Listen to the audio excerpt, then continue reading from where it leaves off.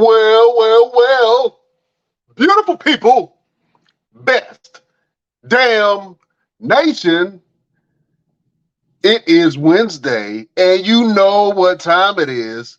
It is the Best Damn Wrestling Podcast. I am your humble host, Brian Renegade, and with me, I have the best damn crew. First of all, uh, let me say that we are braced, and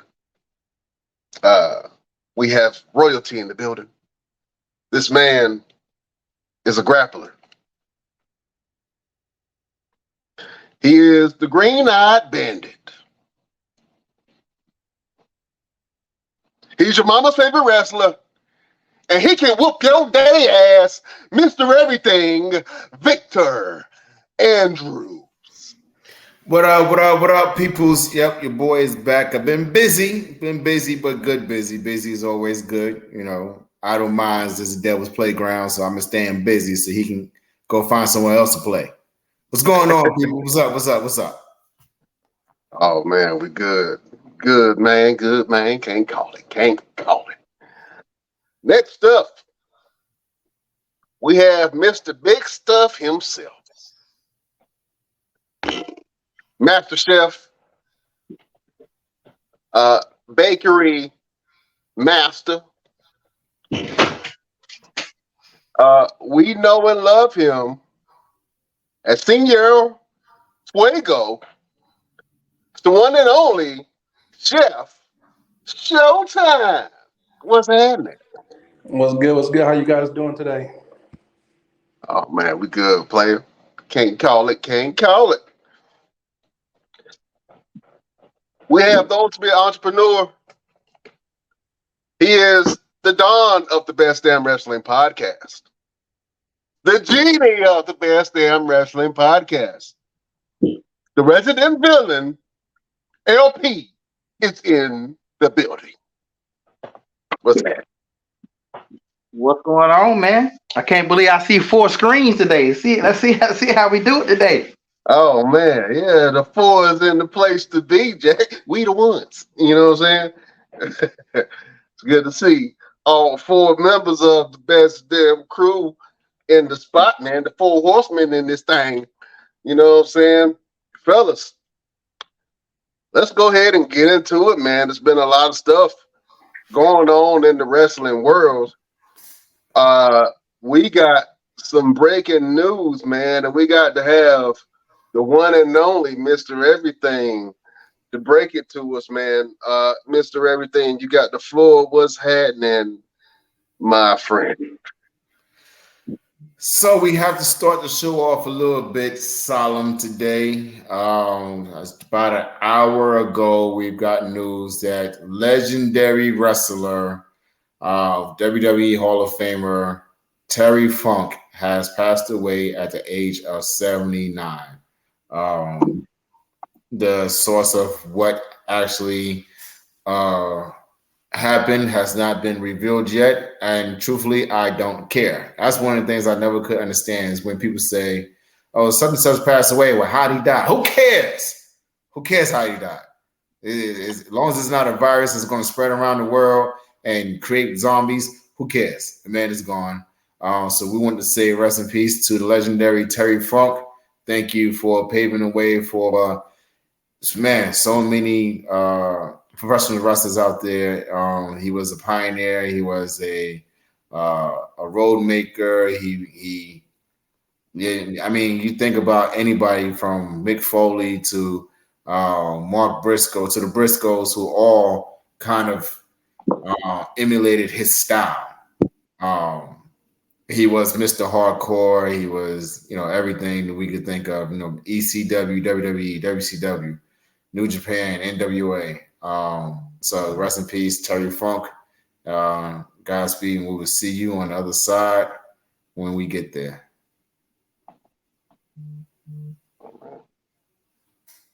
Rest in peace to the legendary Terry Funk. Let's talk about it real quick, man. Do you have a favorite Terry Funk moment, Mr. Everything? Man, actually, I honestly don't. I didn't really follow much of Terry Funk's career, truthfully. I just know from being on the road, hearing stories, seeing matches with him and C.W. Anderson, just hearing stories from him and other guys who actually trained under Terry Funk. I want to say one of the biggest ones is Terry Funk and Dusty. I want to say was one of the biggest ones that people would always talk about, and just hearing and seeing people, just kind of follow his style is amazing. I mean, that's when you left a mark on the industry or just on the world. Period. When people want to follow the style that you've done and try to do the things that if they see you do. So, yeah, man, that's pretty much all I got right now.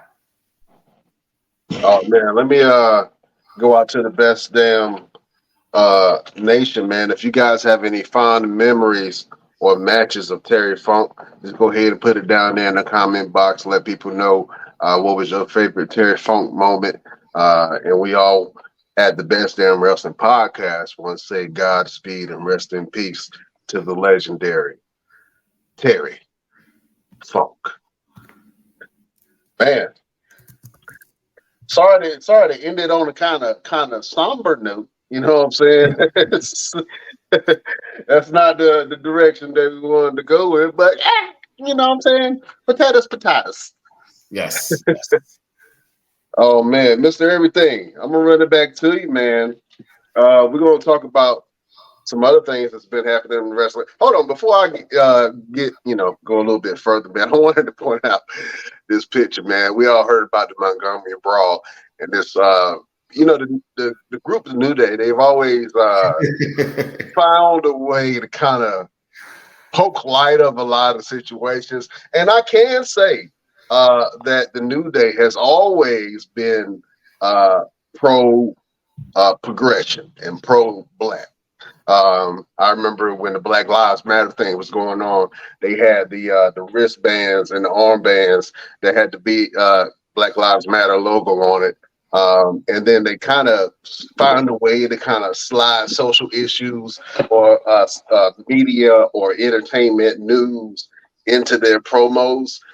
In a lot of ways, but I wanted to point out this picture that popped up of Xavier Woods and Kofi Kingston holding these white Montgomery Brawl, Alabama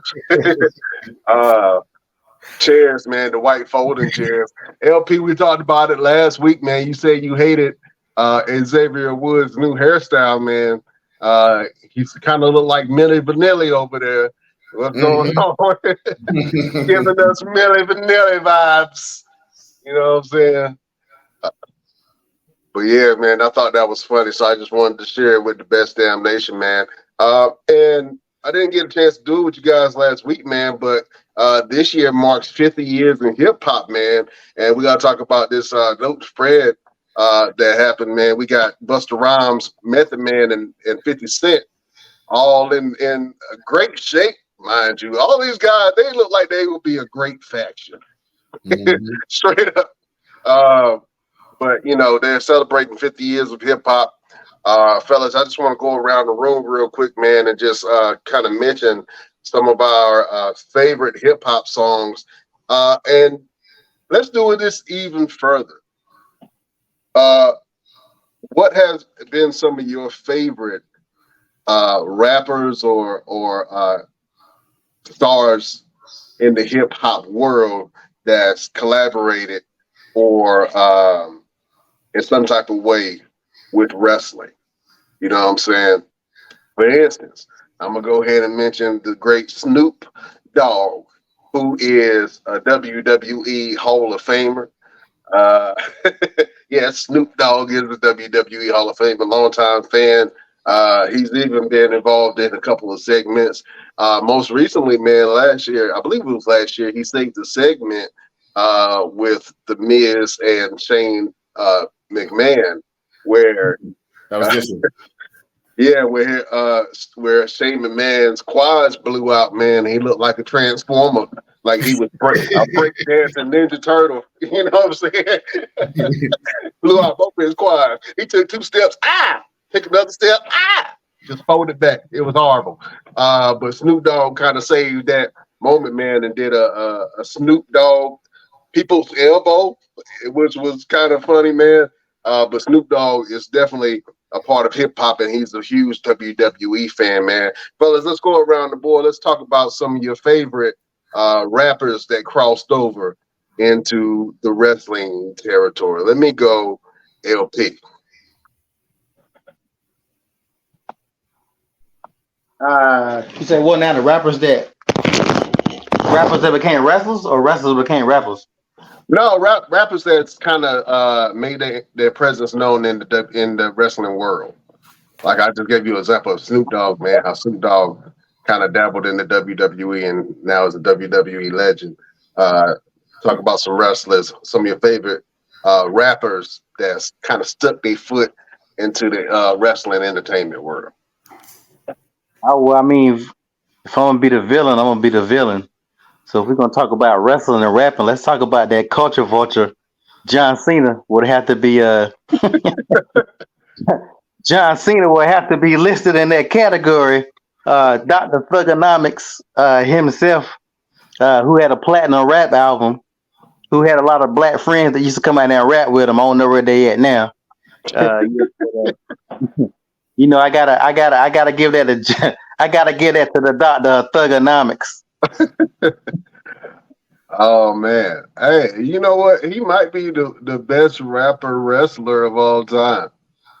You know what I'm saying? I think I would give it to John Cena for that one. Yeah, And yeah, he did have a platinum album, which is crazy to me. A lot of people don't even know that John Cena has a platinum rap album. That's pretty crazy. Let me go over to Chef, man. Chef, who are some of your favorite wrestlers that kind of stepped foot in the wrestling ring? R-Truth. R-Truth? Yeah, man. That boy beastie. R-Truth I like is John Cena rapping. John Cena sucks. Hey man, he still got his entrance song, man. I wish I could show. Have you guys seen that South African video? I think it was a South African video of a politician. I guess he was running on a political platform, and he used John Cena's music at the end of it, and it was like fireworks and all kind of confetti floating around. I was like, man, that was dope as hell. I like how they did that. I thought that was interesting, man. Also, let me give some love to Wale, man. Wale, who also has Wale Mania adjacent to WrestleMania every year, where he brings out the hip hop community and mixes it with the wrestling world, man. Wale is a huge wrestling fan, and he's a great rapper, man. So I gotta salute Wale for that. Man, let's go ahead and get into some more stuff, man. Well, before we do that, I got a list of rappers that's actually stepped into a WWE forum in some kind of way. So really quick, I'm gonna run through these as fast as possible. Coming in at number 10. Hold on, the phone's doing something crazy. Coming in at number 10, Ice-T. Ice-T went to the ring alongside the Godfather during his entrance in WrestleMania 2000. Two picks. I get it. number 9 at WrestleMania 5, Run DMC went out there and performed during WrestleMania. So that's amazing. I didn't remember that. Lonzo Ball. Lonzo Ball is a rap artist? Oh, A wannabe rapper. Oh, okay. Well, I guess what a wannabe made his wannabe self in a wrestling ring. That was a dumb segment that he had with the Miz. Let's not forget about that whole debacle. Fred Durst, who was legendary for doing Undertaker's biker persona music along with Limp Bizkit. Salt and Pepper. made an Really? appearance at WrestleMania. Said it was the one of the worst WrestleManias of all time during their performance. It was out there with Bret the Hitman Hart. Let's see, MGK went out there at number 5. He actually got involved and got slammed through a table off the Yeah, entranceway. power bomb. Yeah, by I Kevin remember Owens. that. I Yep. remember that. Yeah. Flow Rider has always been instrumental in WWE. He's had some music played, especially when they go down to Florida and they do things out there. Flow Rider's always been like number 1 to kind of get picked up. Wale, as we just mentioned, came in at number 3. Snoop Dogg came in at number 2, Sasha Banks' cousin. Let's not forget that. And at number 1, we cannot forget this man because he's been doing a lot lately. Bad Bunny has been doing some things. And let's not also forget Mr. 305. His music has been utilized a lot in WWE whenever they would go down to Florida as well. So Bad Bunny. 10. Bad Bunny is a damn rapper. Huh? He's Y'all a not, Spanish rapper. y'all not gonna put Bad Bunny on no hip hop list. I'm sorry. Look, this is not my list. This is a list I found on Google, on the internet, on the World Wide Web. This is You what they can't say said. that. You can't say that though, LP, because he's a Spanish hip hop. Yeah. Him reggaeton. So that's yeah. And if we want to mention wrestlers that were rappers, we have John Cena, R-Truth. Macho Man actually did a rap He song. did do a rap album in the early 2000s. Hulk Hogan. We all call him Terry now. No one calls him Hulk Hogan anymore. We call him Terry. Let's call him who he is. And Conan actually did a rap album as well. So they're all your rappers of the world who were either a wrestler or got involved in wrestling in some kind of way. And that's just WWE. Let's not forget the independents in AEW who try to bring in guys like Rick Ross, Stevie J, and Meek Mill and all of them. So there's a lot of guys out there that's actually had their opportunities in the wrestling world. Oh, and let's please forget. After I say it, let's go ahead and erase it. Let's go ahead and then do the Men in Black, zap your eyes. Bow Wow. Oh, when he was beefing with James Garfield. Yes. Yes. Oh man, you guys forgot something, man. I gotta call him a rapper, man. Shaquille O'Neal, Shaq, who has had plenty of rap albums. Yeah. Shaq can still rap. You know what I'm saying? He DJs now. And he does a lot. And he got his hand in every damn thing. I think that Shaquille O'Neal, as a basketball player and just entertainer all around, probably has one of the best careers because he's really done a lot of things. But he right now is invested into everything. Mm-hmm.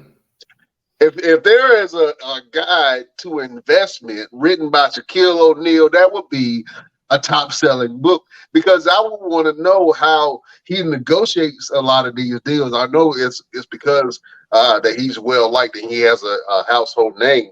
But man, Shaquille O'Neal is probably one of those success stories, man. That other than Jordan, a lot of people admire him for his business savvy.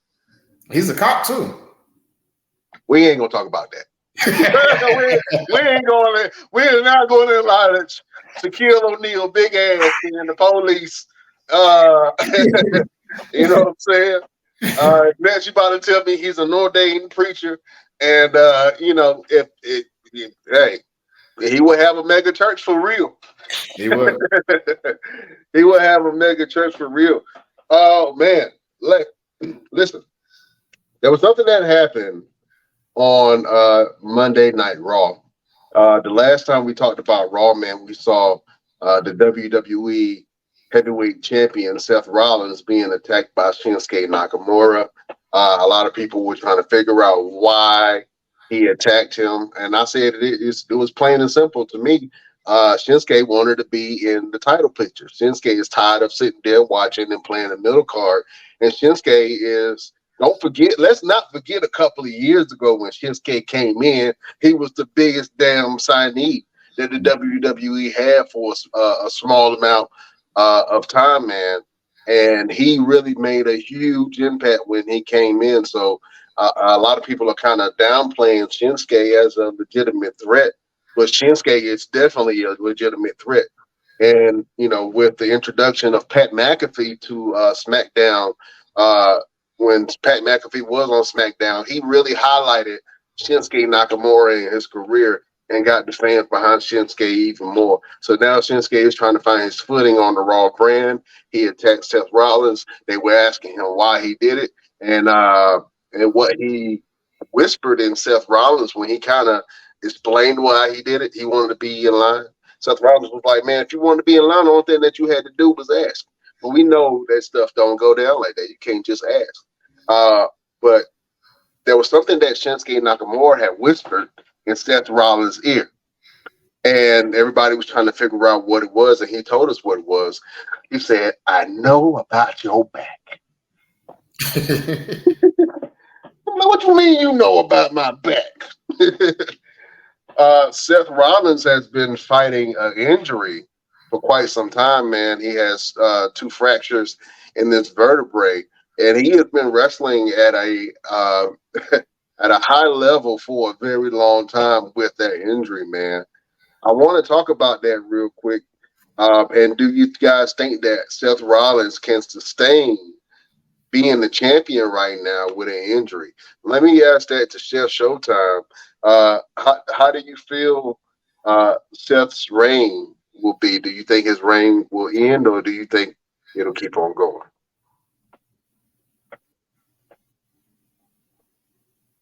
Yeah. I have a feeling they're gonna keep it going because they're not gonna take it from Seth right now. Because it'd be best if they did take it from him, but you know how WWE don't care about their employees. They gonna keep them fighting, taking. Yeah, man, I can kind of see that. LP, who do you think should be the successor to Seth Rollins on Monday Night Raw?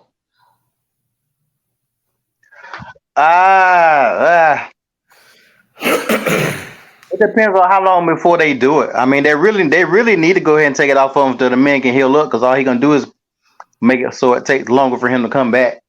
I really want Gunther to go ahead and get his little reign, and then he need to go ahead and get it, because like he done. No. Let me say this clear, especially with Chef on the line. And y'all can argue with your mamas and your daddies and your greasy grandpappys. Gunther is the best champion on both shows.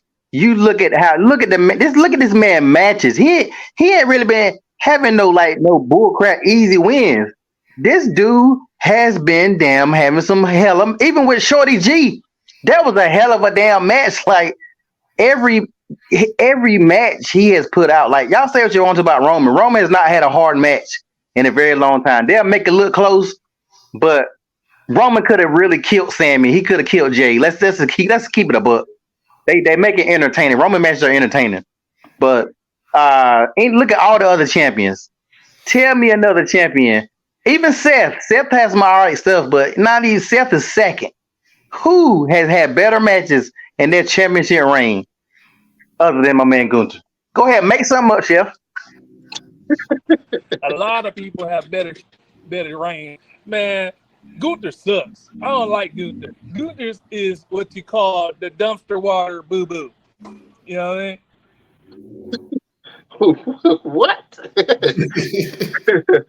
I gotta agree with LP on that, man. I think that if you're going to take it off somebody and give it to someone who's going to have 5-star matches every time, I would definitely give it to Gunther. Gunther versus Chad Gable or Shorty G, as LP just named him, had a knockout, drag-out clinic of a fight where Chad Gable really put it to Gunther. I think that, crazy enough, I think that Chad Gable was Gunther's toughest match just because of his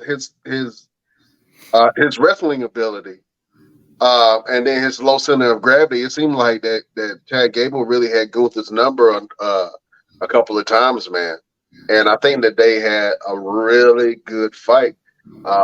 Gunther doesn't miss when it comes to his matches. So if Seth Rollins had to drop the belt to somebody, I could definitely see it being Gunther. You know what I'm saying? I would love for Shinsuke to get that belt. I mean, I think that would be cool to have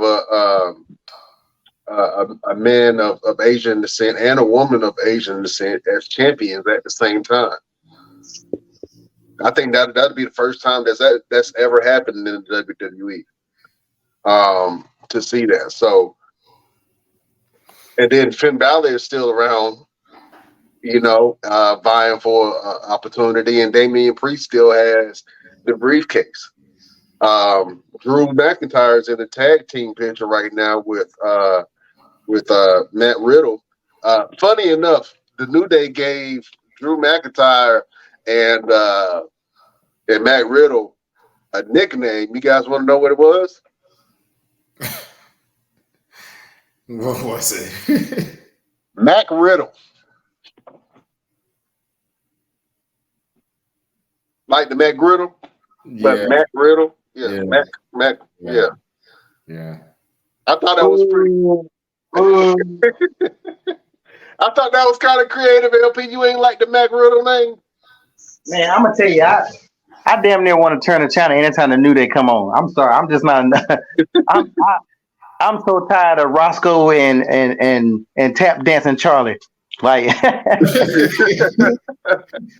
they change it and really do something, man? I'm not thinking about no New Day, man. To me, they are some damn jokes. They when Vince wants somebody to tap dance, he called a damn New Day. Make me laugh, boy. Do that jig. Until they do something else, man. I don't know. I'm sick of that. And definitely with them damn braids. Come on, man. Ain't no way in the hell he put them braids in his head and he thought that shit looked good.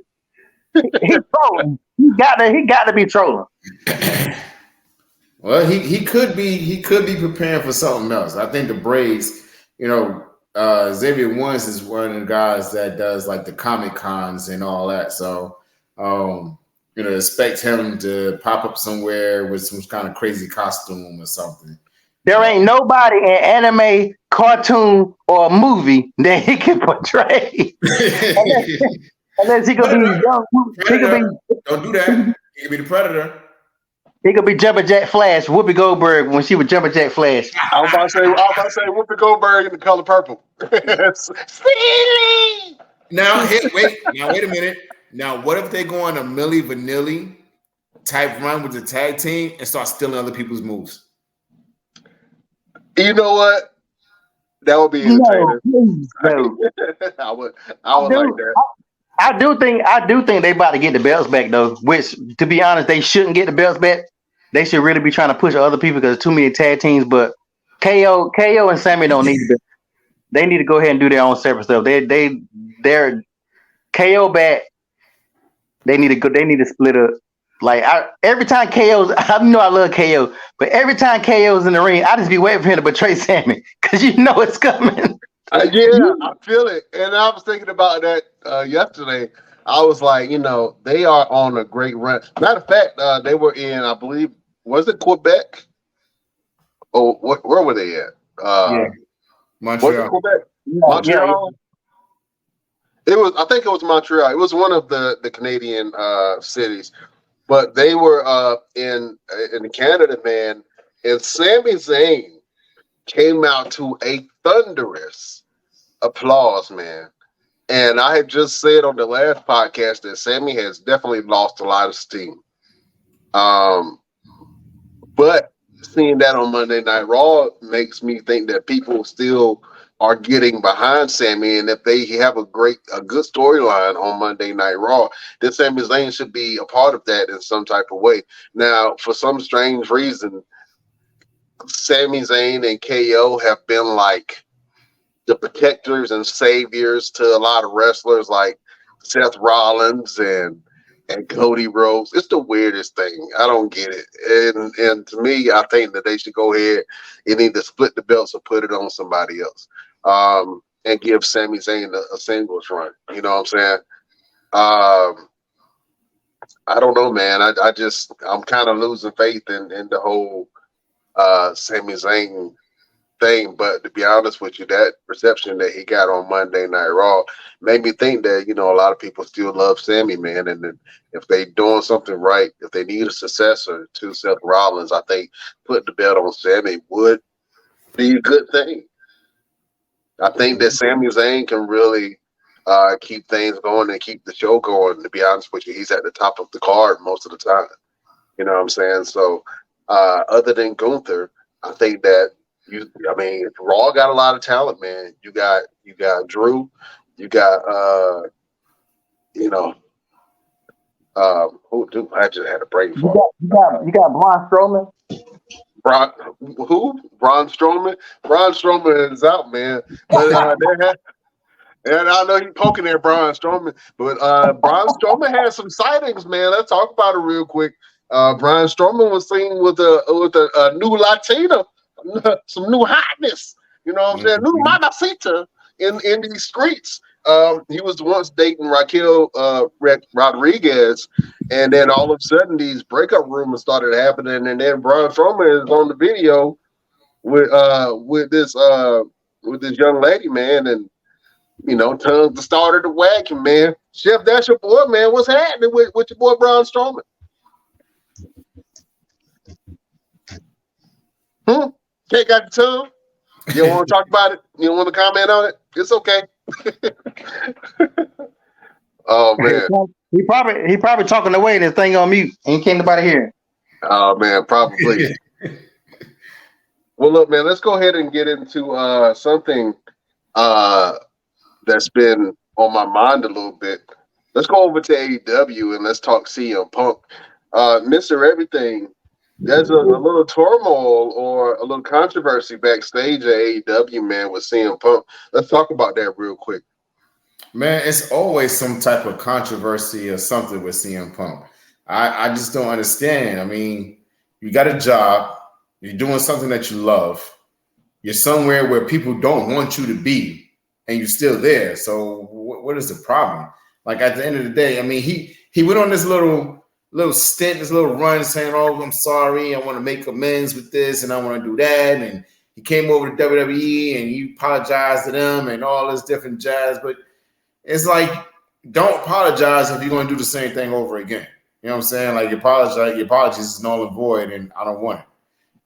Show me that you're going to be different rather than saying instead of saying you're going to be different.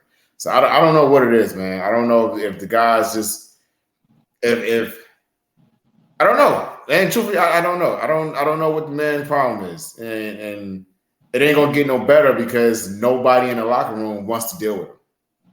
And when you have a situation where nobody wants to deal with you, it makes it hard for people to be able to put you on as a product or as a brand. Like it's making it hard for them to put him on TV. He did the little conquistador gimmick with Samoa Joe, you know, as a tribute to Edge and all this jazz. But Samoa Joe is one of the guys that he will bust your face open if he wants to. So you got to figure out CM Punk, man. If you're watching this, hopefully you are. Figure it out, fix it, and go get your money, man. Because after a while, you're up in age. Anybody gonna want to deal with you? Anybody want to be bothered with you? You got a little spot on that TV series Heels, so that's pretty good for you, I guess. But you know, what else you got? You know what I'm saying? In the world of professional wrestling, you know, the smallest things, the greatest thing that you do, a small people would know. The minute you start messing up, the whole world gonna know, and that's where you at right now. I think that AEW is in a weird period in their growth where they have a lot of stars. No, I take that back. They have a lot of wrestlers that they don't really know what to do with. And everybody is vying for TV time. And now, you know, they have this collision show between Dynamite, Rampage, and Collision. You're trying to find places for all of these people that you hired on and brought on. And then some other wrestlers that are not doing as much are being brought down to Ring of Honor. No slight to Ring of Honor, but they don't get enough TV time. You know what I'm saying, for the product to be as good as it is. So they're in a weird kind of transition period where both of their champions, their main champions, CM Punk and MJF, are very controversial figures. And I think that they are doing that for a reason, but will that be the downfall or will that be the triumph of AEW? You know what I'm saying? I think, to be honest with you, MJF does a lot more harm than he does good. Why you say that? Main reason I say that because the mentality behind, because there's no respect on the belt right now. okay, There's so many belts in AEW, and as far as his belt, people just want to beat him. They don't even care about the championship. They just want to beat MJF, which all credit due to MJF for making it his, right? But he says some things that are very damaging to the ego of Tony Khan and the AEW team. It's like having a unexploded grenade just sitting in your bedroom. And every time you go to sleep, you don't know when that bitch gonna blow up. So it's like, you know what I'm saying? And then CM Punk is the same thing. You hear in a lot of stories backstage that a lot of people don't get along with CM Punk, or that CM Punk has this list of wrestlers that he doesn't want to be on his show Collision. You know what I'm saying? So, and you know, that's weird to me. That's a lot of power. That kind of almost goes back to Impact and when Hogan had power, or when Hogan had power in WCW. You know what I'm saying? That kind of reminds me of that a little bit. Who do you see as a bigger draw, MJF or CM Punk? Let me go, Mr. Everything. You definitely got to go with MJF because he's on TV.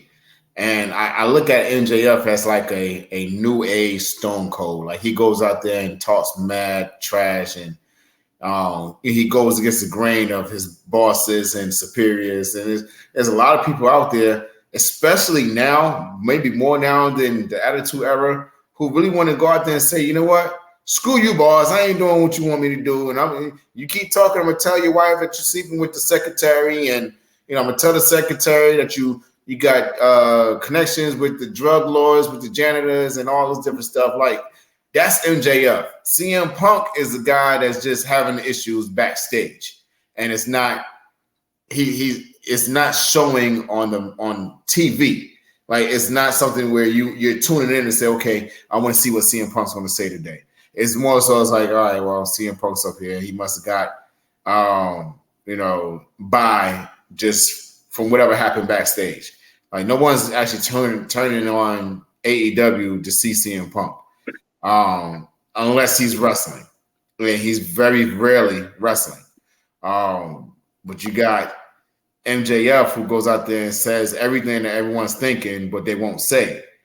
And you can't deny his star power with that type of mentality of going out there just saying things and drawing the people in emotionally. That's the biggest thing, is the emotion factor. Is he can go out there and say something and you be like, you know what? I feel the same damn way. You know what? I ain't going to work tomorrow, but I'm still going to be there. You know what I'm saying? And that's MJF. He said, screw you, I ain't coming to work tomorrow, but I'll still be here. Because at the end of the day, I know I still got to get a paycheck. So, MJF is a bigger draw for me. LP, man, who would you rather see, man, if you had to go pay for a AEW ticket? Would you want to see MJF, or would you want to see CM Punk at the top of the card? I mean, a lot of what Mr. Everything said is correct. MJF is more entertaining. I mean, CM Punk is not even delivering in the ring like he used to. Even when you have good matches, he's still in the class where most of those people are retired or they about to retire. So he don't have a whole lot of time left, to be perfectly honest. CM Punk has a big name, but CM Punk has never been the name he think he is. CM Punk is not Stone Cold. CM Punk is not The Rock. He's not The Undertaker. He's not Ric Flair. Those are names that everybody knows, whether you was a wrestling fan or not. Triple H is a big name. HBK is a big name, but they ain't nowhere close to as big as The Rock, Stone Cold, The Undertaker, and Ric Flair.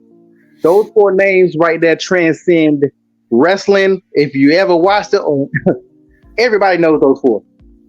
So CM Punk is big for people who watch wrestling, but most of the average person don't know who the hell CM Punk is. So I think sometimes he thinks he's a lot bigger than he actually is. That's what hurts him the most. You know, he didn't get it while he could, and now he's still trying to hold on, and he feels like drama is what brings it. But MJF is kind of a homegrown star. He's the AEW's homegrown star. They got some homegrown people. Even Jericho, he started AEW, but he's still WWE. The Young Bucks, they started it, but they still got. To me, when I think of Young Bucks, I think of Ring of Honor because that's where I knew Young Bucks from.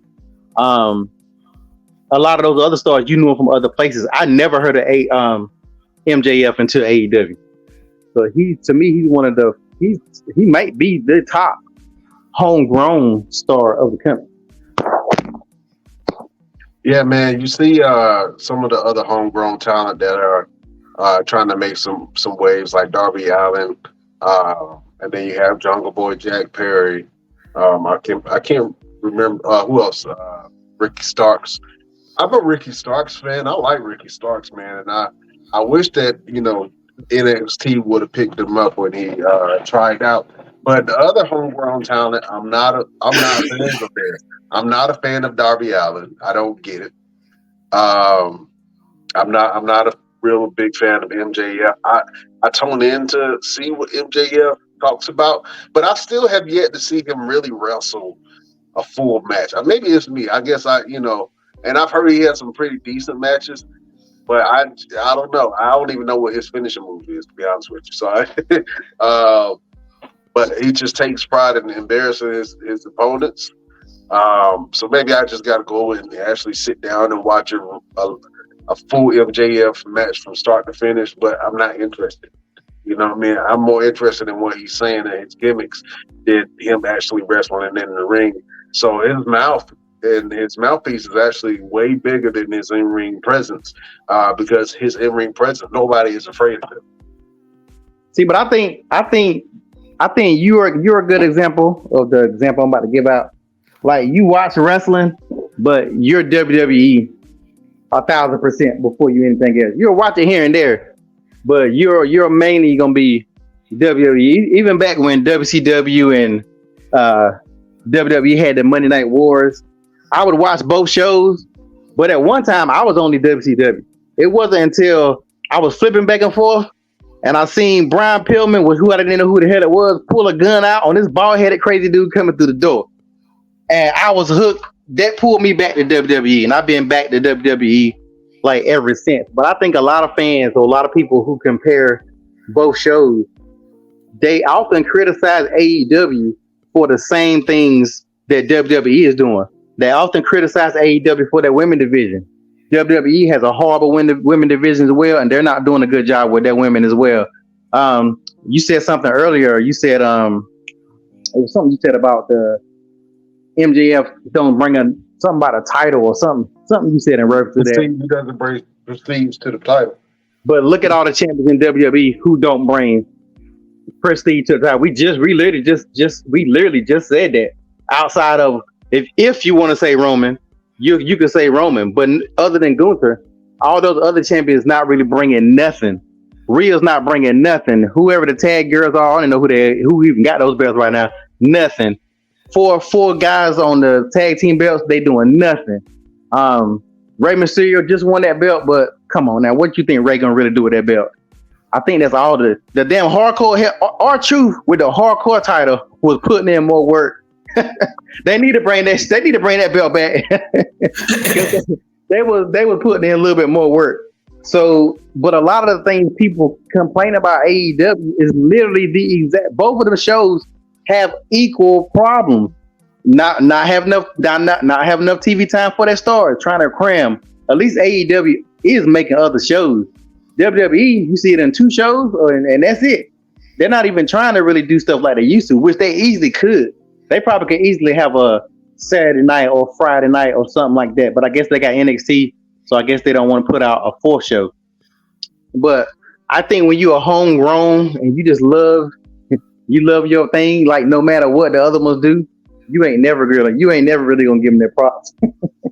So let me pose a question real quick, because you did bring up a good point, LP, that WWE could create another show for the talent that they're not using. If you were to have created another show, what night would you put it on, and what kind of championship would kind of lead that show? Like, would you take the IC title over to that show and let it be the main title, or the United States title, or would you just create a whole nother belt? Which, we talk all the time about having too many belts and not enough talent to be able to utilize it or bring any type of prestige to it. But so if you were to bring another show, what night would you bring it on? Because you got to think about it. You got Monday, you got Friday, you got Wednesday with NXT, and then Wednesday is also AEW. So you got to think about it in terms of viewership. How many people are going to actually watch on a Saturday night, especially if that's the premium live event nights as well. So which night would you put it on, and who would be your top stars in terms of that show? I would put it either on a Saturday or I would put it on a Sunday. You got to think Sundays work, because look at pay-per-views. So you definitely can't say nobody will watch wrestling on Sunday. And even if you did on Saturdays, I wouldn't do it at night. I would do it during the day. I'm not expecting it to be on the same level as SmackDown and Raw, but you remember back in the day when we had damn near wrestling almost at any given time, and it could be like an hour show, like a 2-hour show, just to give these other guys, what did they used to have? It wasn't Shotgun Saturday. I ain't thinking about Shotgun. I remember Saturday mornings. It was a They used to have Shotgun Saturday nights, but they did used to have something during the morning. But the one in the morning was mainly like a recap show, but they would have some matches in between it. But they really could put a show on Saturday or Sunday, like a 2-hour show. And I would either take the US title or the Intercontinental title and let that be like a main title over there, or I would bring back an old belt. I would bring back the European. If you look at the matches the European Championship used to have, shout out to D'Lo Brown, the greatest European champion of all time. But they used to have some real great matches with that belt. Bring that belt and let that be over there, because they have a ton of stars that could easily wrestle on another show. And just so people can see them and not try to shoehorn everybody within 3 hours. WWE probably got what, like maybe 80 wrestlers, maybe? I don't know the number. Let's roughly say 80. Raw is 3 hours, SmackDown is 2 hours. That's a lot of people to try to cram in a week. And it ain't like 1 week you got these people. I don't want to see no more matches with KO, Sammy, and Cody versus the damn Judgment Day. I don't want to see no variation of that. No damn more. Like, please, for the love of God, stop. So that's the stuff, like, shock the world and let somebody else be the main event, of something. But like, those are the problems that they have that nobody talks about, because WWE can be like, well, y'all gonna watch it anyway. Y'all gonna complain about it, but y'all still gonna watch it. You might stop watching it, but you're gonna come back. And that's why I originally thought the good part of AEW was, because that'll make WWE step up their game. And I think at one point in time they did, but I think now, they was a little bit afraid of AEW, but like now they're not. So they're just like, it's gonna be what's gonna be. We're gonna do what we want to do. If you watch it, you watch it. If you don't, you don't. We're not gonna change. And that's the biggest problem that I think that Triple H. I would love to have 30 minutes with Triple H. Just 30 minutes. And just say what I got to say. he might pedigree me or tell me to shut my black ass up when I get done, but I would still love to just have a good 30 minutes and like, bruh, Like this is, I said the same thing about John Cena. I would love to talk to John Cena and be like, man, this is why I don't like you. And I would tell him, I would tell him the things that made me not like him and the things that he did, and this stuff that why fans turned on him. I was a huge John Cena fan, but I would tell him the things that fans, the real reason why they turned on you.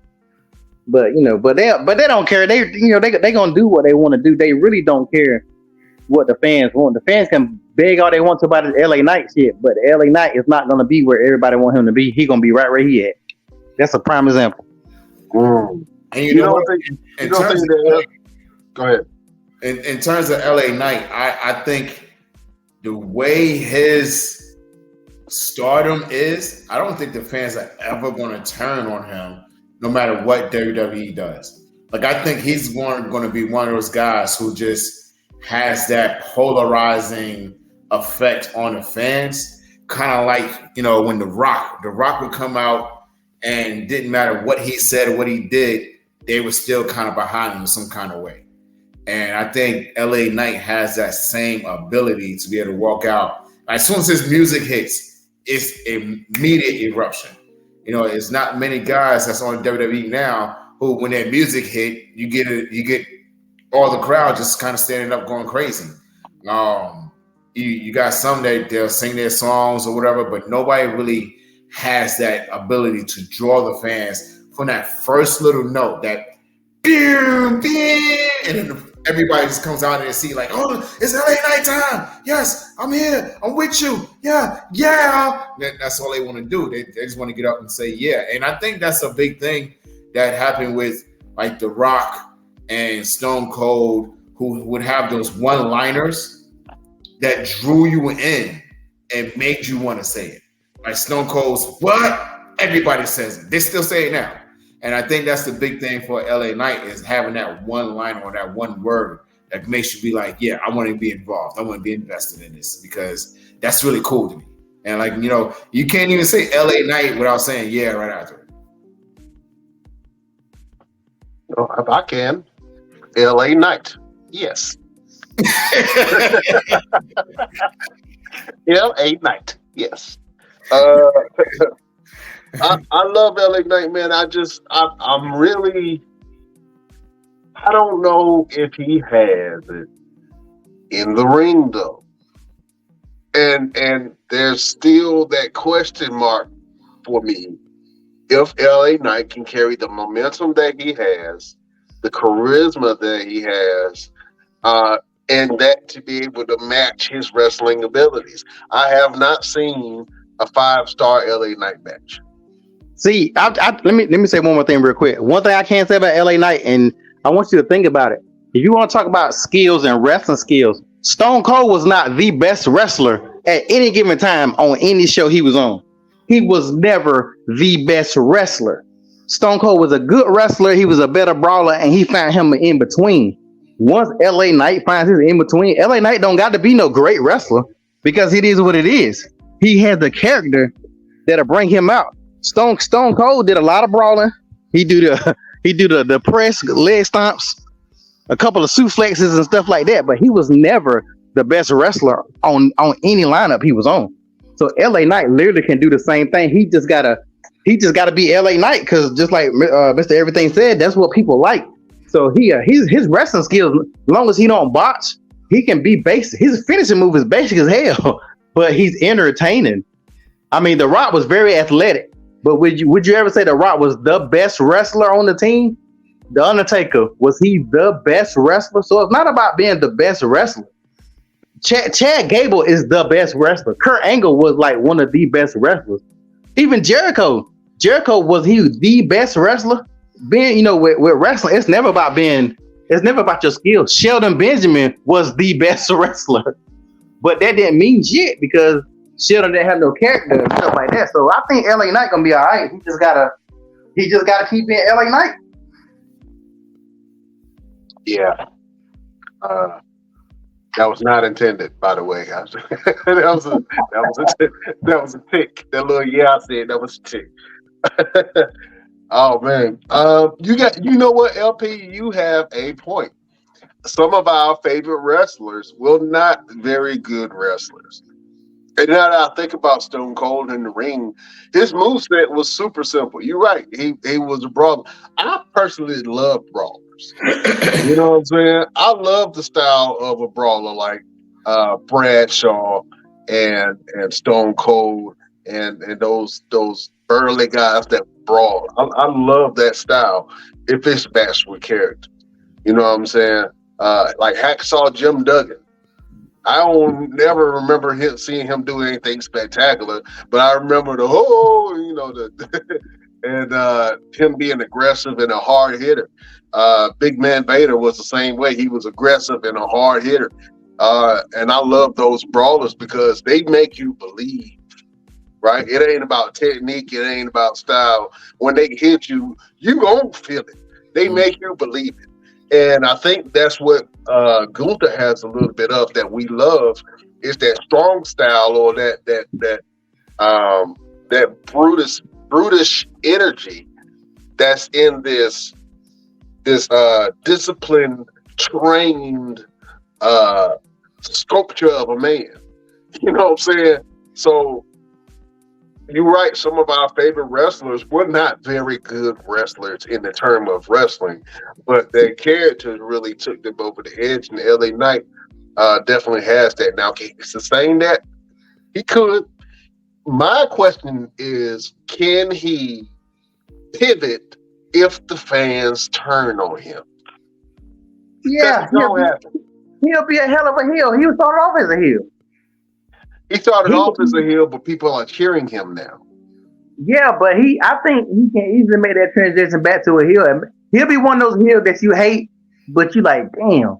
That's like when The Rock went heel, he was Holly Rock. You can boo him all you want to, but damn if he were entertaining and you couldn't help but to laugh. So like I think LA Knight would be a hell of a heel. And people still gonna love him. Just like Mr. Everything said. They still gonna be on the side because you know, there hasn't been the last homegrown star that I think the fans try to get over was Becky.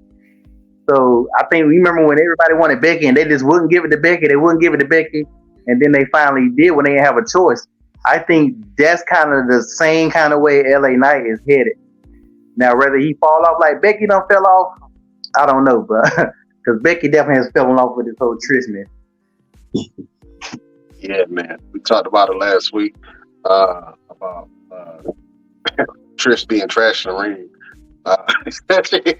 She is horrible. It is very hard to watch. It's like I'll say it before and I'll say it again. Trish, you know what? I can't even put that on her. I was gonna call her the Mae Young of this generation, but I can't call her that because near the end of her career, Mae Young was doing some amazing things, being put through rings and being beat up by men. Mae Young was doing some absolutely great work towards the end of her wrestling career. But Trish Stratus right now is just, I don't know. She stinks, man. I hate it. I hate to see it because she's an absolute legend, but her in-ring ability is showing, man, and she is not good. We talked about her move, I don't know what you call this.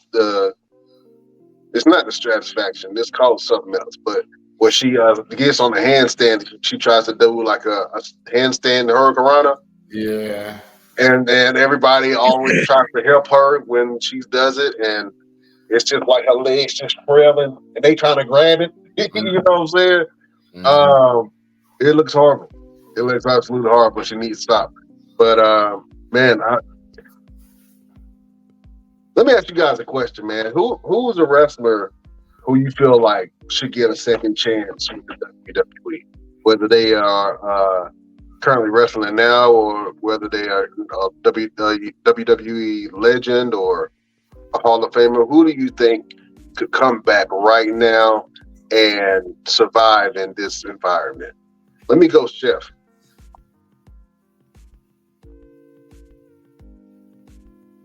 LP. Chef. I probably would say Rusev because much like I said before, Rusev was somebody who was over, and they just would not.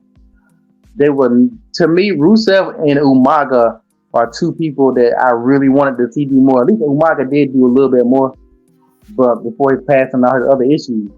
But Rusev definitely was over, but they didn't like that because, like I said, he got it over organically. So yeah, I think he hasn't really done much with his Nero, whatever his name character is over there. I think he needed a character, and Rusev was his character. Some wrestlers can't be themselves, so I think all wrestlers, I don't miss everything. I don't know if you got a backup plan, but if you ever sign for somebody, I think all wrestlers can have a backup persona and be ready to pull it out the box just in case they go somewhere and you go back and you Mike Jones. Like don't nobody want to see Mike Jones when you've been Mr. Everything for 20 damn years. So like, you know, and it seems like most wrestlers don't have a backup plan. When Christian went over there, Christian Cage, a lot of people think Edge may go over there and go by, if he does, he'll go by his real name. I hate when wrestlers go by their real names, like, but is that a normal thing? I don't know, Mr. Everything. You tell me, is that something that you're supposed to do? Go to your, because nobody hardly ever starts a whole new persona in another company. I can tell you who his backup character is. Don't do it. Don't do it. Ert Hansen. I knew he's going to do it. What's happening, Bert? Bert, who the hell you know named Bert? Man, listen. The only bird I ever known was on Sesame Street. That's the only bird I ever known. But to answer LP's question, that is something some wrestlers actually do. They actually do go by their real names. Some because the character name that they've gone by for so long is probably copyrighted by the company and owned by the company, so they can't utilize it. You know, and then if you think about it, the name that they had on the Indies or before they got signed is probably not as strong and entertaining as it is now. I mean, look at, John Cena. If he was to go back to wrestling and go to another company, ain't nobody going to look at him as a prototype. Let's just be honest. Nobody's going to say, oh, yeah, that's the prototype. I can definitely see that. That's why it's so easy to kind of go in with a name that you have, like AJ Styles. He came in with the name AJ Styles. You know, for me, I've been told that my real name is very strong and can be utilized. I mean, that was told to me by Triple H that he loves my real name, but he's willing to go by the wrestling name because that's what people recognize me as. So you got to look at what do they really recognize you as, and then whenever you make that transition to something else or a different character, what is actually going to be strong enough and good enough for people to say, you know what, I can definitely see that being his name. And you can't go wrong with your real name because he was born with it. People they know it. When you Google Edge, his real name comes up. So he was to go to AEW and wrestle under his real name, they'd be like, okay, yeah, that's definitely him. But I know him as Edge, but I do know him as this as well. Yeah, you also see a lot of wrestlers who make the transition and then they go to their real name. Like the Big Show doesn't go by the Big Show anymore. He goes by his real name. Paul Right. Paul Wright. I just heard a advertisement for it's a big Oasis pool party that they having out here in Phoenix, and the Garcia twins or the Bella twins are hosting it. So they went back to their name Garcia, but they still put the WWE moniker in their introductions to let everybody know who they are, because they made that transition and changed their name from Bella to their real name, which are the Garcia twins. A lot of people are starting to do that, but I think a lot of people want to build that barrier between who they really are and who they play on TV. You know what I'm saying? And then for some people, it just works for them to live the character, because other than that, they can just be who they are but amplified. You know what I'm saying? But the problem gets in between when the line of reality is kind of muddled between character and who the person actually is, especially if their character is some type of a villain. You know what I'm saying? And we see that a lot of like Dark Side of the Ring, where, some people actually try to live the persona of who they are for years. And, that is told by the actions that they do outside of the ring. For instance, Ric Flair was Ric Flair 24/7. You know what I'm saying? Ric Flair was who he was, and although his character was really loosely based off of who he was, amplified. He kind of muddled the line between who's the Ric Flair character and who am I really. You know what I'm saying? So for some people, it's good to have that character and that facade. When I'm goofy and making faces and all that stuff, that's who I naturally am. But when I'm renegade, it's kind of turned up a little bit. So it's just what it is. You know what I'm saying? Real quick, funny story in terms of someone trying to live the character, and it really is a character. Al Snow. When I had a chance to sit down and talk with him in Colorado, he told me the story of how he would go to shows, not shows, restaurants, and be Al Snow. And he would literally go to the restaurant and order his food and order food for Head, the little mannequin, thing that he had with him. He would order food for the mannequin and be sitting there and hold conversations with the Head and everything. And he said he's got kicked out of a lot of restaurants because it just looked weird.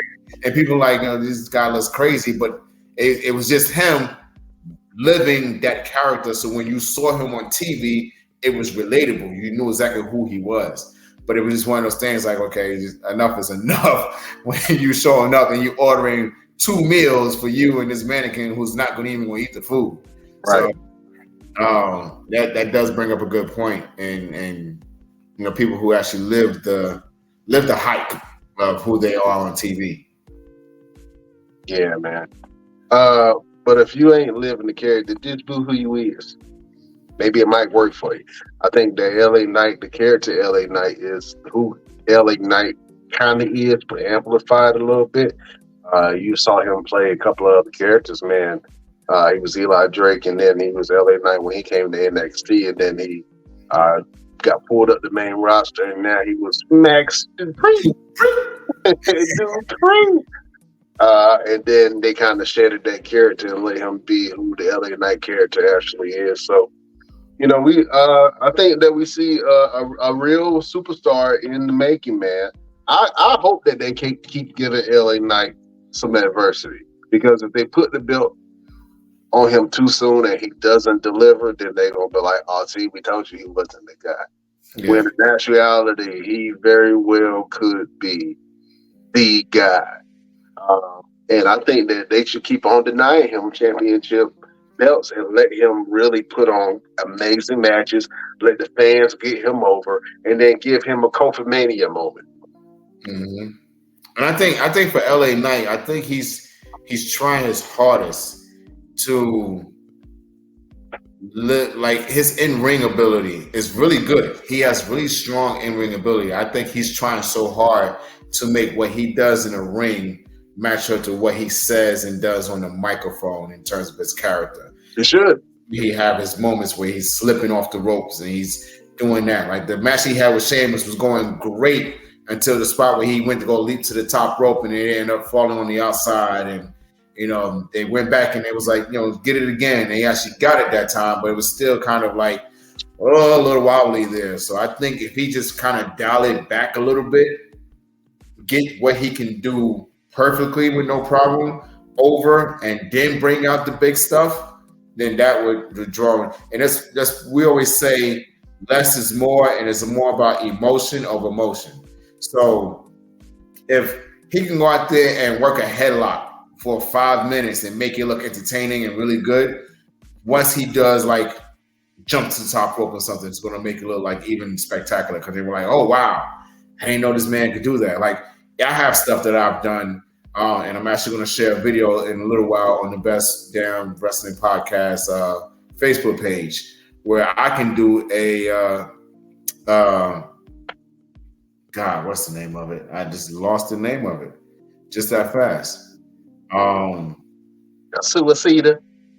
No, it's not even that. It's a Spanish Fly. Spanish Fly. Okay. I can do a Spanish Fly. I just don't do it every match because it doesn't require me doing it every match. But I can do one. And a lot of guys like, oh, you can't do no Spanish Fly. You can't do a moonsault on them. I can show you better than I can tell you, but again, I don't have to do it every match. My character does not call for me to do a bunch of high-flying stuff. So I think LA Knight just has to dial it back just a little bit, do what you can do great for a little while, and then when you have those big match moments where you got to pull out something a little extra, pull out something a little extra. Right. I definitely agree with that, man. I think he's on his way, man. You know, the people are definitely behind him. I think that the front desk is seeing that.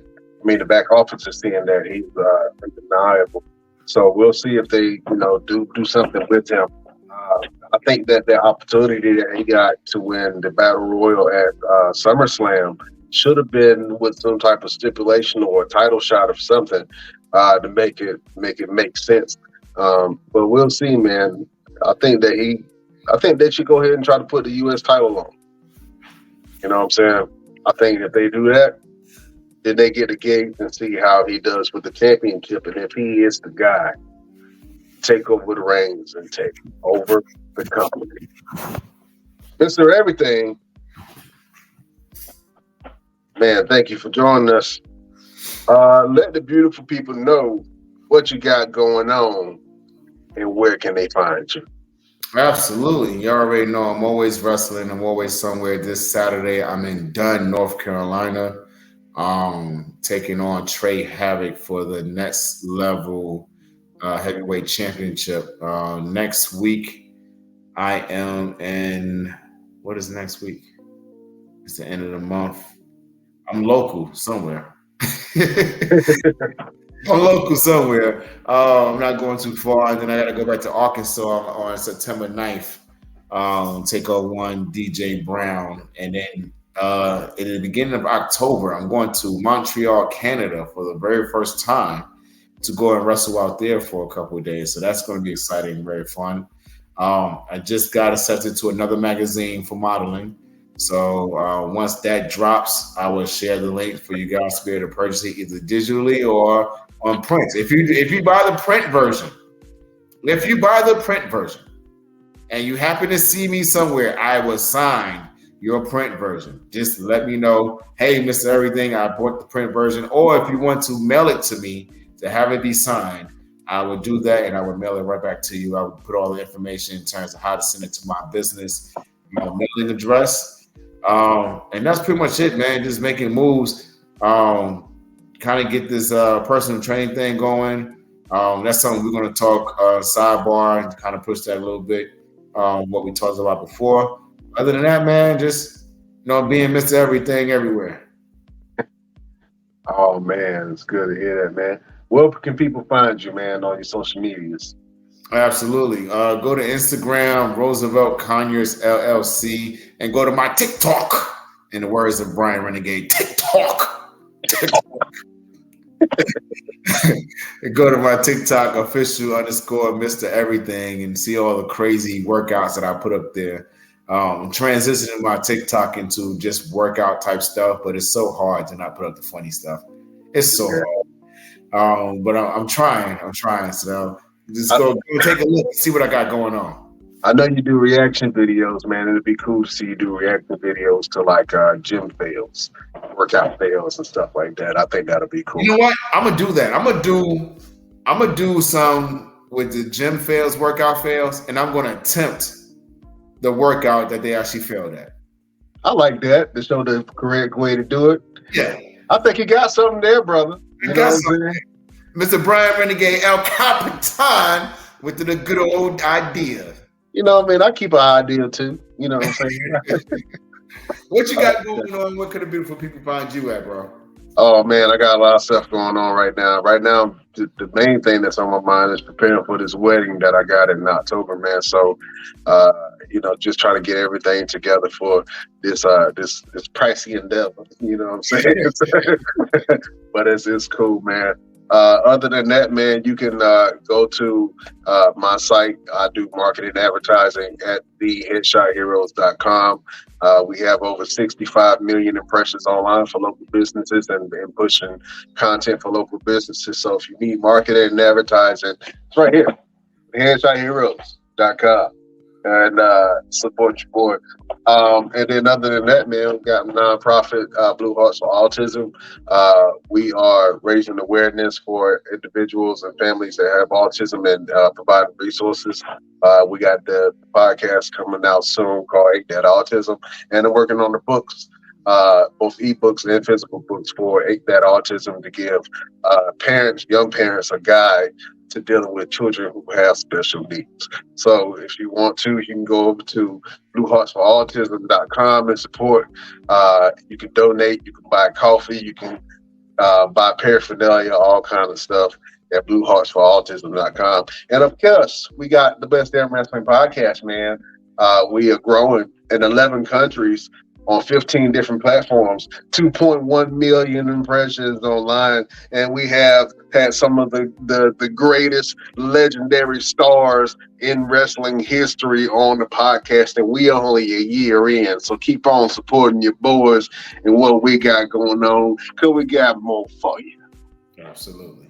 You know what I'm saying? And if you want to support the show, only thing that you have to do is go to our social medias, man. You can go to our Instagram at the Best Damn Wrestling Podcast. You can go to our Facebook group at the Best Damn Wrestling Nation. You can go to our Facebook page at the BD Wrestling Podcast, where we broadcast and we share all of our content. You can go to our Twitter at Best Damn Crew. You can visit us on Twitch at the Best Damn Wrestling Podcast. And you can visit our TikTok at Best Damn Wrestling Podcast, man. If you want to support the show, only thing that you have to do is go to our Patreon, www.patreon.com/the Best Damn Wrestling Podcast.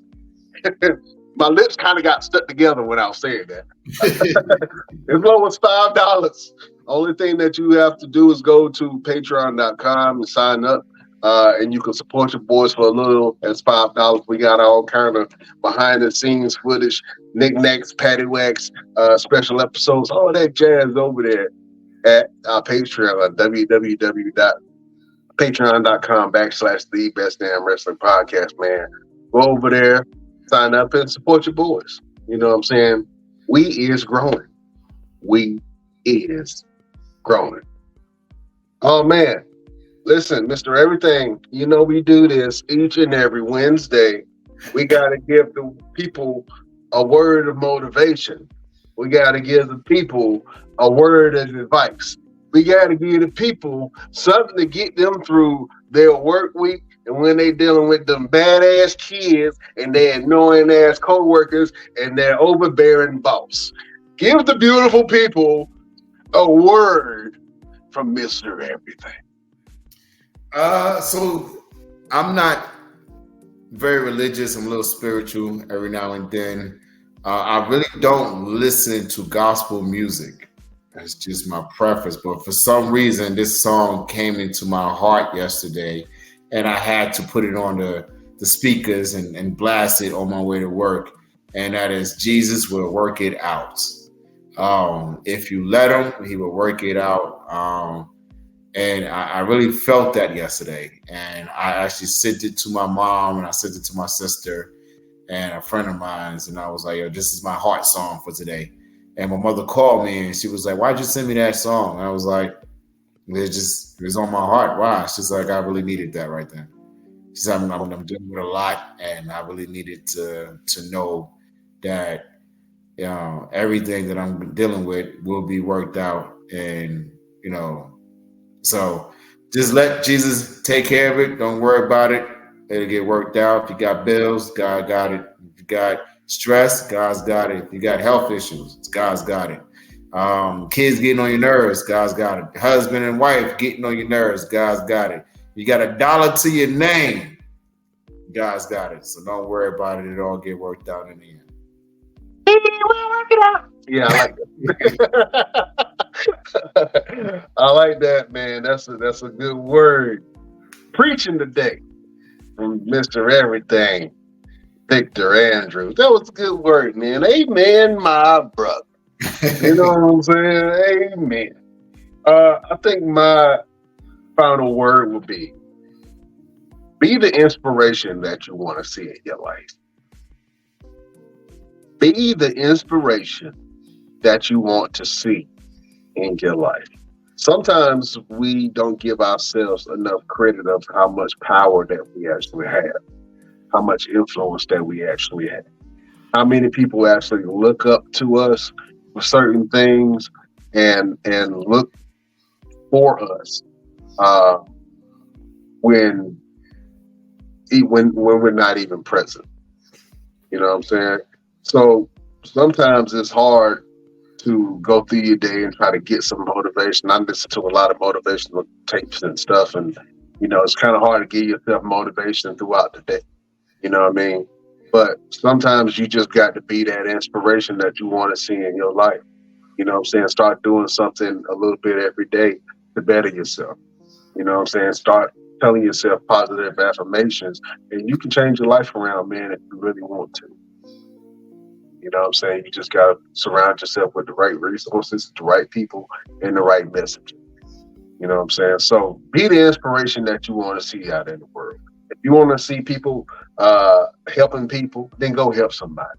If you want to see mankind do something and help out their fellow man, then go and listen to somebody that don't have anybody for them to listen to.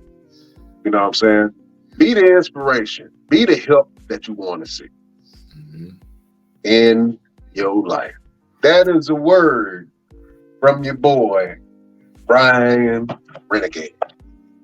Listen, man, we held you for about an hour and 30 minutes. Close to it. Can't hold you no more. We love you. Thank you for joining us on this beautiful Wednesday. You can check out all the episodes of the Best Damn Wrestling Podcast on every platform: Spotify, Google Podcasts, Amazon Music, Audible, anywhere that you can get your podcast and that you listen to podcasts. Go and listen to the Best Damn Wrestling Podcast and tell your grandma, tell your uncles, tell your mammy, tell your cousins and them about the Best Damn Wrestling Podcast, man. We got something good going on. You know what I'm saying? Get you a slice of this pie before it's too late. Oh, man. Mr. Everything, thank you, my friend. You are a gentleman and a scholar, sir. Well, thank you. You are the El Capitan of all capitans, and we couldn't do this without you, brother. Better know it. Hold on real quick before we leave, man. I know we played it on the last podcast, man, but I got to just go ahead and see if you have a name for this move, man. The fans are adding names onto it, but we got to get the official name for Mr. Everything. So let me play this clip of Mr. Everything doing this fantastic move, and beautiful people, I want you to go back, watch this clip, and give Mr. Everything some ideas of a name for this move that I think should be either his signature move or his finisher, but we'll see. Take 3 seconds out of that, and it takes to pin somebody where you're like, you're going to have to take some. But again, what does that put Victor done. Andrews in this? I mean, he just took the number 1 contender to the limit. Look at this. Oh, he's got him up. Nathan Cross in some real trouble here. Round and round we go. Oh, my God.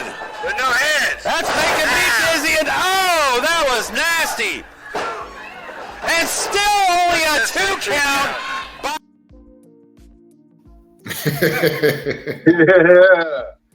Yeah.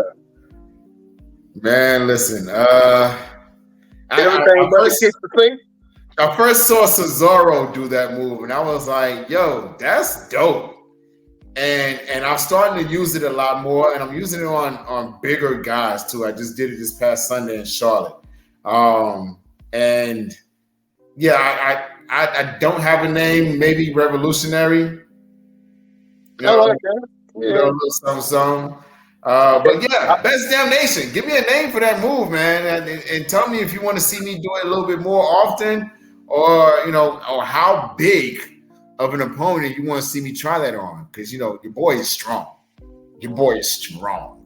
Okay, let me tell you something. Let me tell you a little story. Your boy is strong. Okay, the legs are powerful. The back is strong. Okay, 3 kids for a reason. Strong. Wrong. Yeah, you gotta say it with a C. Strong. And I got another move. Once I get the video, I'll send it to you. It's a triple Samoan drop.